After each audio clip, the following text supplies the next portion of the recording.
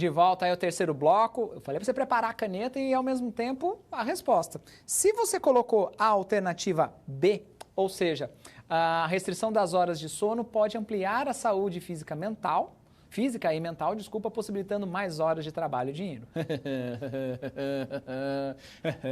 Eu quero conhecer alguém que durma muito pouco e ainda acorde bem humorado e ainda acorde com a paciência do mundo e ainda por cima fala assim, não tô com fome, não preciso de colchão, eu tô muito bem, obrigado. Só essa resposta já percebeu que a pessoa deu uma cavalada, literalmente, tá? Ou seja, a situação é a contrária. Quanto melhor for o teu sono, não precisa ser em quantidade de horas, mas pelo menos na qualidade dele, teoricamente melhor é a tua situação. Embora eu conheça algumas pessoas que são piloto de teste e fabrica colchão. Pode dormir 12 horas que a pessoa ainda acorda mal-humorada, parece o Garfield. Brincadeiras à parte, uma coisa é certa. A alternativa B é a incorreta, tá certo? Pois bem, se você colocou B, beleza. Se você não colocou, dá uma revisada no nosso material. Rumo ao terceiro bloco, eu havia comentado no bloco anterior. Eu nem vou falar nada. Bota na tela aí. Vamos fazer continha! Volta aqui pra mim, ó. A cara do intérprete. Vamos lá. Primeira coisa aqui, isso serve, por incrível que pareça, para quem for lidar com empreendedorismo, ainda por cima com gestão de cadeias de produção. Eu sei que não é o bate-papo para essa disciplina, mas esse tipo de fórmula inicial faz com que a gente comece a perceber que uma atividade artesanal, que é ser humano e ao mesmo tempo ganhar dinheiro, faz com que a gente minimize o impacto de certas atividades que fazem com que a gente perca tempo e, ao mesmo tempo, a gente consiga economizar tempo para gastar em outras coisas que a gente bem entende. Então, nesse sentido, isso aqui é muito utilizado na área de engenharia da produção, tá? É uma parte da área de expertise que eu tenho bastantão. E isso aqui serve para você, pelo menos a partir de hoje, fazer esses cálculos. Então, vamos voltar lá na tela, veja só. Lembrando, TL é tempo livre, TTO, tempo total, TPB, tempo psicobiológico, e TT, tempo do trabalho e, por fim, TSC, tempo sociocultural. Ou seja, durante a semana, o nosso tempo livre é igual a tempo total menos tempo psicobiológico, tempo sociocultural e tempo do trabalho. Nosso tempo de hora é 24 horas. Teoricamente, nós temos como um tempo psicobiológico 9 horas, que é o tempo para dormir, cuidar das ansiedades, tomar banho, comer. Pô, Bruno, você dorme 7 horas. Mas você não está contando aí o tempo de você cozinhar, o tempo de comer, escovar os dentes, trocar a roupa, colocar tudo bonitinho, lavar. A não ser que você tenha uma mãe ou um pai maravilhoso e assim por diante. Eu que cuido aí das coisas lá em casa, eu tenho que cuidar 3 vezes, porque é da minha filha e ainda por cima da minha esposa, tá certo? Então, você vai percebendo que a gente perde entre aspas, o nosso tempo, porque a gente acaba se dedicando a outras atividades. Então, veja só para o tempo psicobiológico, voltando aqui no slide, 9 horas. Isso que eu coloquei aqui é uma coisa muito hipotética. 2 horas, por sua vez, no tempo sociocultural. O que é o tempo sociocultural? Para muitos, pensando no Grande São Paulo ou regiões metropolitanas, é com o celular assistindo uma determinada série, lendo um determinado jornal ou um determinado livro, ou ainda por cima, vendo nas redes sociais, vendo na foto do Instagram da menina onde foi passear semana passada e você se sentiu muito mal, ou ainda por cima, recebendo no WhatsApp certos GIFs, piadas, tudo isso faz parte do sociocultural, até para que você interaja culturalmente e socialmente com pessoas ao teu redor. Voltando. Depois, por consequência, nós temos aí o tempo total, ou melhor dizendo, o tempo do trabalho, mais 9 horas. Pô, Bruno, eu trabalho 6, mas tem que contar o deslocamento de ida e volta ao trabalho. Então, de uma forma geral, o que a gente vai ter? Do tempo, voltando aqui, 24 horas menos 20 igual a tempo livre por dia, 4 horas. Ah, Bruno, essas são as 4 horas que eu tenho para estudar por dia. Pô, Bruno! E é assim que se dá a nossa conta. Então, se a gente fizer essa conta no final de semana, vamos esquecer que você não é plantonista e nem trabalha aos sábados e domingos, veja só. Aí nós vamos ter o quê? Tempo livre, que seria TTO, para quem não lembra, tempo total, que é igual ao TPB, como a gente já apresentou. O tempo psicobiológico, o tempo sociocultural e o tempo do trabalho. 24 horas, o que acontece? 9 horas. Aí eu vou ter 4 horas do tempo sociocultural, porque eu vou gastar mais tempo, ver minha mãe, vou lá em Sorocaba, brinco com os cachorros, pego o Bruce, morde, dou um banho nele, vou lá, você deve fazer a mesma coisa, vai lá, pega a sua calopsita e assim por diante. Como eu não trabalho 0 hora, o que eu vou ter no final das contas? 24 horas menos 11 horas, que é 9 mais 4, ou seja, eu tenho tempo livre 13 horas no final de semana, num dia qualquer, tá certo? Então veja só nessas situações, e aí voltando para a nossa reflexão aqui colocada, que isso é apenas um exemplo concreto. Faça com você, mas faça assim, entrada e saída. Não é só a execução. O que tem por trás da saída? Saída da sua casa até ir do trabalho e a volta. Então não é só as 8 horas que você trabalhou, é também o tempo de deslocamento. É o tempo de preparação do material didático, é o tempo de ligar o computador. Daí você vai perceber que você gasta mais tempo em muitas coisas que você não deveria gastar. Ou ainda por cima, o seu foco, a sua falta de atenção se dá nesses cenários aí colocados. Então, utilize essas contas para você poder, a partir de hoje e a partir de agora, a fazer seu orçamento tempo. Então, nesse sentido, o que a gente vai perceber? Esse volume de compromissos, essas formas de situações aí colocadas, fazem com que a gente comece a perceber que algumas coisas não são remuneradas, em outras a gente acaba sendo explorado, em outras situações acaba a gente tendo que fazer algumas escolhas. Então eu espero que a partir de agora você faça essas escolhas considerando uma situação muito comum pelo capitalismo, que é a ideia de você sempre ter uma comodidade. Por isso cada vez mais a gente está num fenômeno chamado cocooning, de ficar em casa e muitas vezes ter dificuldade de sair de casa dos pais, de não casar e assim por diante, porque a estrutura já está montada. Você morar sozinho ou ainda por cima, você ter que cuidar de cozinha, de lavar a roupa, ou ainda por cima de fazer a limpeza da casa, vai fazendo com que você ou pague para que outras pessoas façam o processo de terceirização, ou você gaste mais tempo fazendo todos esses itens, não tendo tempo de lazer nenhum. Ou ainda por cima comprando coisas mirabolantes, um super formato de amaciante que deixa a camisa limpa, ou ainda por cima um super alimento pré-congelado que você tira, coloca no forno e por consequência já está pronto. Então, todas essas situações, todos esses exemplos servem para você entender como você busca o lazer, mas ao mesmo tempo como você deixa o seu dinheiro riquinho, lindinho, maravilhoso, suado que você conquistou ao longo do tempo. Tá certo? Então, todas essas situações buscam, através do orçamento tempo, tentar um autoconhecimento.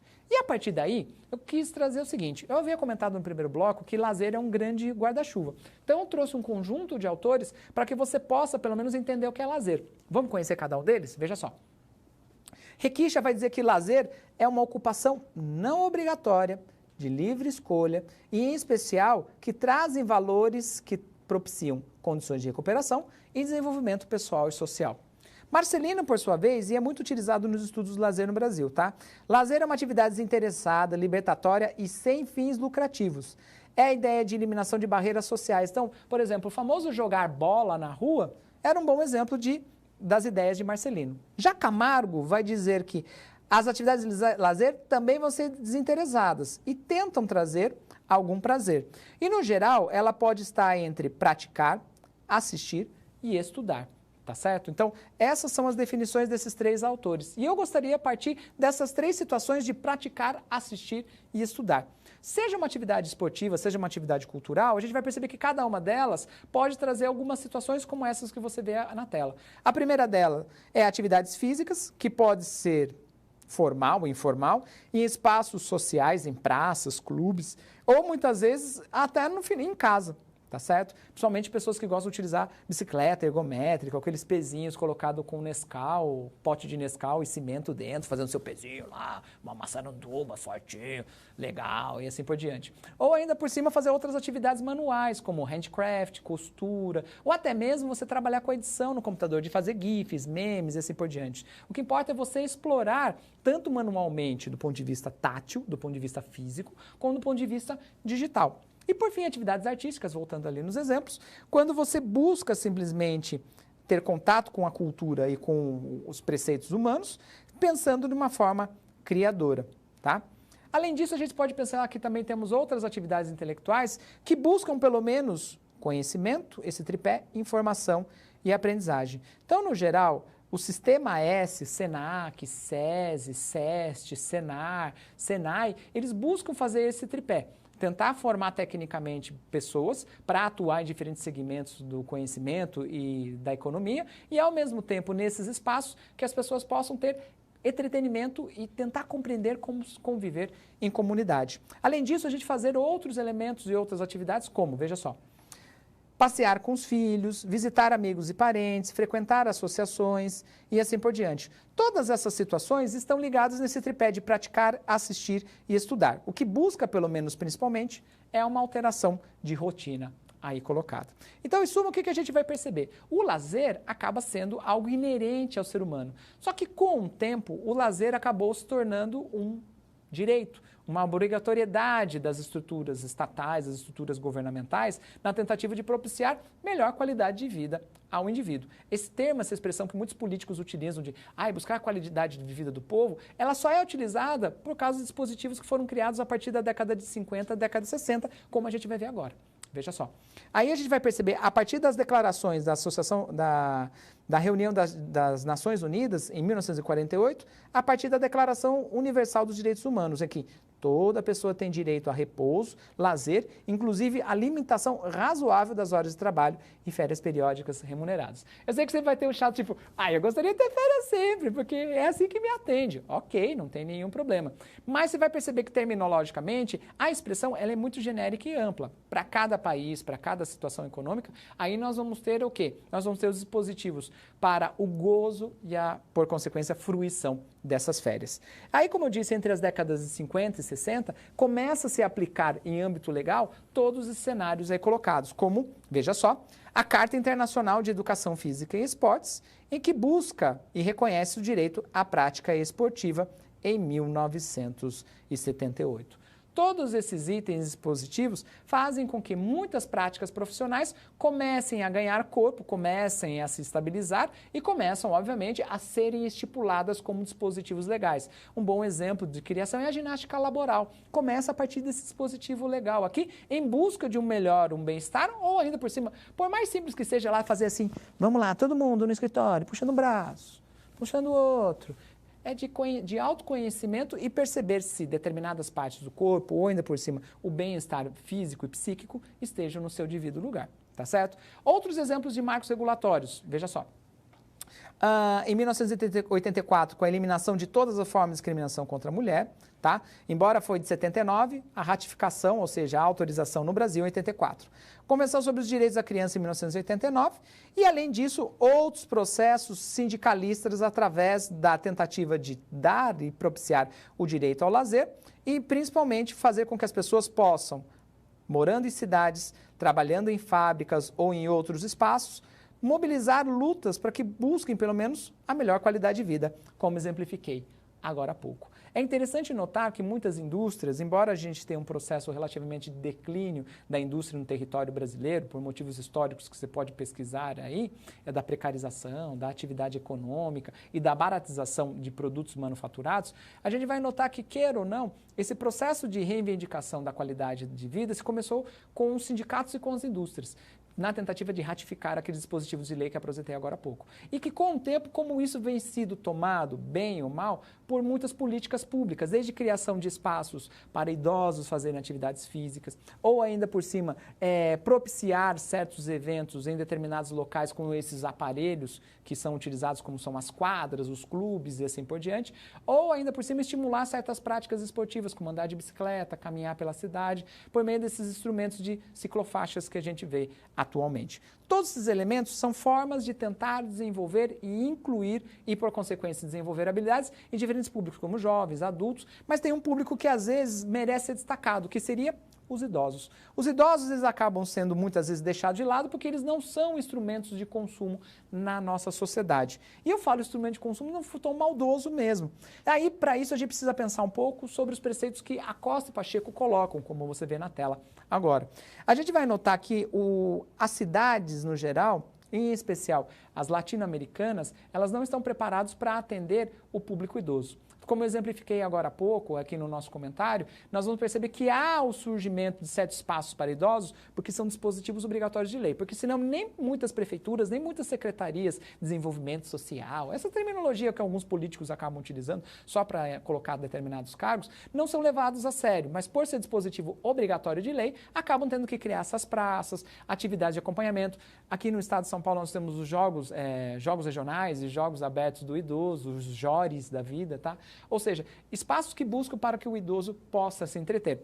E nós sabemos, obviamente, em pleno século XX para o século XXI, nós sabemos que a população brasileira entra cada vez mais num processo de envelhecimento, em dois sentidos. Envelhecimento de ficar mais tempo viva e, por consequência, também cada vez mais temos mais pessoas idosas do que pessoas jovens e, obviamente, crianças nascendo. E isso vai fazer com que a gente tenha que reorganizar a própria cidade e todas as políticas aqui colocadas, na tentativa de propiciar o quê? O lazer como um todo.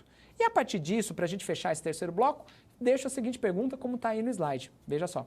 Como é o lazer nos centros urbanos, nas áreas rurais, nos bairros ricos, nos bairros pobres, para os trabalhadores e para os empregadores, para os empresários? Por isso, eu gostaria que você pensasse aí nesse momento de interatividade, nesse momento de descanso que a gente vai ter, para a gente continuar o nosso debate. E aí eu deixo a nossa pergunta, a nossa interatividade, com o seguinte questionamento. Das afirmações a seguir, qual delas é a errada, a incorreta? Alternativa A. O movimento de mulheres busca superioridade financeira e manipulação do poder em relação ao homem. Alternativa B. Os compromissos cotidianos fazem com que as 4 horas de tempo livre sejam diluídas, restringindo-se a atividades plenas de lazer. Alternativa C. Marcelino, 1987, escreve que o lazer seria uma atividade desinteressada, libertatória e sem fins lucrativos. Alternativa D. Atividades físicas podem ser executadas de maneira formal ou informal, em espaços sociais planejados ou improvisados estruturalmente.